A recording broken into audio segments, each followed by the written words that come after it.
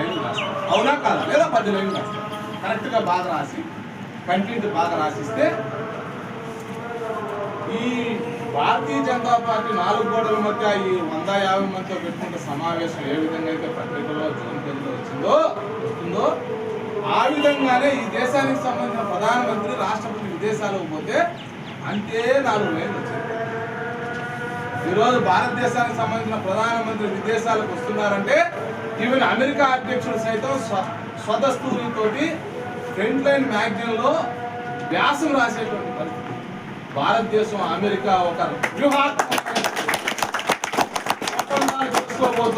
భారతదేశం అమెరికా మధ్య సంబంధాలు, వ్యాపార వాణిజ్య సంబంధాలు పెరిగిపోతున్నాయి, బలీయమైనటువంటి శక్తిగా ఎదగబోతున్నాం. అట్లా ఇంకా వాడికి నచ్చింది రాసేస్తారు.